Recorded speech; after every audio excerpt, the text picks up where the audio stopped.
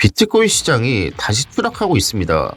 반등의 희망은 사라졌고 짙은 공포가 드리워지고 있습니다. 설상가상으로 악재까지 겹치며 시장은 끝없는 나락으로 빠지고 있는데요. 이 폭풍 속에서 과연 누가 살아남을 수 있을까요?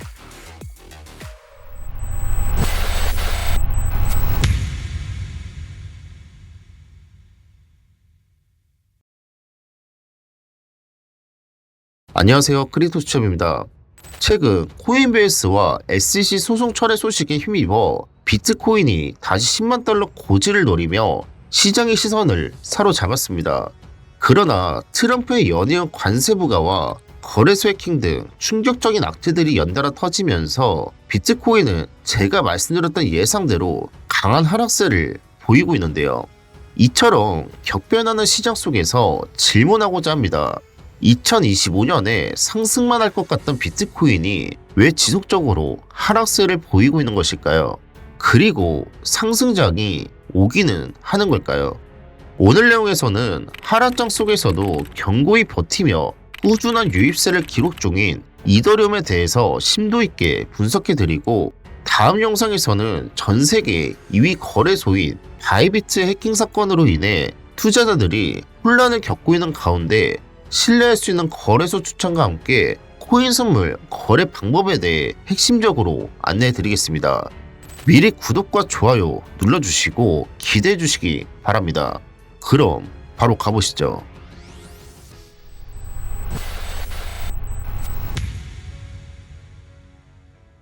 최근 바이비트의 거래소 해킹 사건으로 비트코인 시장이 하락세를 이어가고 있는 모습입니다. 이번 해킹 사건은 마운트국스 홀리 네트워크 사건을 넘어서는 역대 최대 규모의 해킹 사건이라 불리고 있는데요. 해킹 사건으로 파산이라는 찌라시가 돌면서 비트코인 시장에 더 큰 충격을 주고 있지만, 바이비트 CEO 벤저오는 지난 해킹 사건 손실액을 완전히 확보했으며 준비금 증명을 곧 공개할 것이라고 밝혔습니다. 준비금 증명이 입증된다면 비트코인 시장은 다시 회복세를 가져오지 않을까 생각됩니다. 최근 비트코인 급락에 따라 알뜰코인들도 함께 하락하고 있지만 이더리움은 상대적으로 견고한 흐름을 유지하고 있는 모습을 보이고 있는데요. 왜 이더리움은 다른 코인과 달리 견고한 모습을 보이고 있을까요? 최근 SEC는 이더리움 스테이킹 허용 ETF 심사 요청서를 접수하면서 투자자들의 관심이 집중되고 있습니다.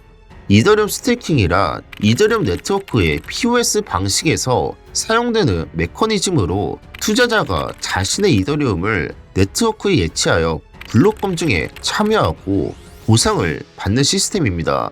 이 부분을 조금 쉽게 풀어서 설명드려 보겠습니다. 마치 은행에 돈을 예금하고 이자를 받는 것과 비슷한데요. 투자자가 이더리움을 네트워크에 맡기며 이를 활용해 시스템을 안전하게 운영하고 그 대가로 보상을 지급하는 방식입니다. 은행이 예금된 돈을 활용해 대출을 하고 예금자에게 이자를 지급하는 것과 같은 원리죠. 즉, 이더리움을 예치하면 연간 1%에서 4%의 추가 이더리움을 보상으로 받을 수 있어 단순 보유보다 더 나은 수익 기회를 제공하는 구조입니다. 보이시는 것처럼 기존 이더리움 ETF와 스테이킹 이더리움 ETF를 비교해봐도 차이가 나는 게 보이시죠? 결론적으로 기존 이더리움 ETF는 비트코인에게 가려져 큰 주목을 받지 못하였지만, 스테이킹이 승인이 된다면 ETF 시장에서는 비트코인을 뛰어넘을 수도 있다는 겁니다. 그래서 현재 투자자들도 지속적으로 주목을 하고 있죠. 하지만 최근 들어서 바이비트 사건으로 개미들은 아웃플로스 데이터를 보더라도 이더리움을 손절하고 있는 상황이지만, 현재 아웃플로스보다 인플로스가 더 활발하게 이루어지고 있다는 점도 주목할 만합니다. 즉, 매도하는 투자자들보다 오히려 사들이고 있는 투자자가 더 많다는 의미죠. 여기서 끝이 아닙니다. 온체인 데이터로 분석을 해보면 세력들 또한 이더리움을 축적하고 있는 모습을 볼 수 있는데요.